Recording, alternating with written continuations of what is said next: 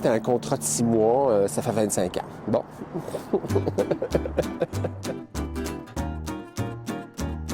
Moi, je faisais partie d'un spectacle qui tournait dans les écoles en Saskatchewan. J'étais basé à Edmonton dans ce temps-là.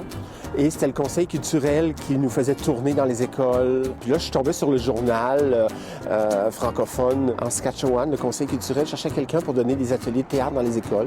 Et après ça, durant l'été, c'était les Jeux du Canada ici à Saskatoon. Fait que là, le conseil, on dit, on va étendre ton contrat pour l'été, puis montons un spectacle avec les gens de la troupe du jour pour le volet artistique des Jeux du Canada. On avait monté un spectacle, le Géant Beaupré. C'était la première pièce que j'avais montée. On l'avait faite à la fête française à Saint-Denis aussi, je me rappelle. Pour moi, ça a besoin d'une dose de civilisation. Et après ça, à l'automne, ben là, le conseil a dit, ben là, on va renouveler ton contrat, mais là, on va le changer. Tu seras mi-temps dans les écoles, puis l'autre mi-temps, on va te prêter à la troupe du jour pour faire du développement, pour monter une saison, puis comment essayer de démarrer ça. Parce que c'était une troupe communautaire, ils faisaient 1 ou 2 spectacles par année maximum. Oh non, tu fus le chérubin qui me sauva. Tu souriais, animé d'une vaillance qui te venait du ciel. Donc, j'ai commencé à travailler là-dessus. J'ai fait des demandes de subventions, puis j'ai eu des sous, puis on a trouvé un local, puis c'est parti, en fin de compte. Allô? Allô, Janine? Oh, c'est toi, Lorette, justement, je voulais te rappeler. C'était toujours au très communautaire, mais j'ai commencé à développer le volet professionnel de la compagnie avec les spectacles pour enfants. Donc, on a monté un premier spectacle, ça s'appelait Monsieur tout gris.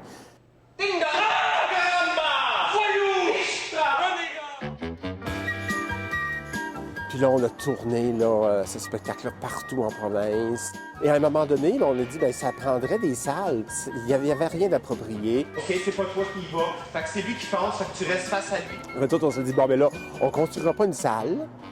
C'était ça l'idée. On dit, on va construire un centre de production. On va le construire pour nous autres parce qu'on en a besoin. Puis on va trouver d'autres mondes à qui le louer. Fait qu'on s'est lancé là-dedans. Et ça a pris à peu près 5 ans, là, parce qu'on n'arrêtait pas de déménager tout le temps. Fait que là, on a arrêté de déménager. Là. On s'est concentré sur la production. On a ajouté des programmes parce que là, on a un lieu sécuritaire. On a pu commencer à offrir des cours pour les jeunes, les enfants. Donc, on a l'école de théâtre le samedi matin. J'en reviens pas qu'on a fait ça. Le Conseil culturel a toujours été un partenaire dans toutes ces années-là. Ils nous ont vraiment un peu confié le développement théâtral, en fin de compte. Qu'est-ce qu'il a? Il a l'air fatigué. Foutez-lui la paix! Vous ne voyez pas qu'il veut se reposer? Panier! À travers les programmes du Conseil, nous, on va chercher du soutien pour faire le développement dramaturgique. Toi aussi, t'avances, puis toi aussi, tu prends appui sur la table. Puis là, tu veux que les deux fassent viennent ici. À ce moment-là, c'est nous qui avons pris en charge tous les ateliers dans les écoles, ces choses comme ça. Donc, le Conseil nous achète nos services, en fin de compte. Ah, vous savez bien, à vous! Le Conseil culturel, ça a sa place, justement, dans le développement de la communauté pour valoriser, justement, cette culture-là, aider à la diffuser. Les 3 jours, je me suis fait réveiller par le son des petites bêtes dehors. Développer aussi tout le volet artistique qui est important parce que souvent, c'est ça qui fait qu'on a envie d'aller à quelque part, de célébrer, et tout ça, ça passe par les arts. L'ambulance? Oui, l'ambulance. L'ambulance? Bon, où est le TAN Turbo 250? L'ambulance?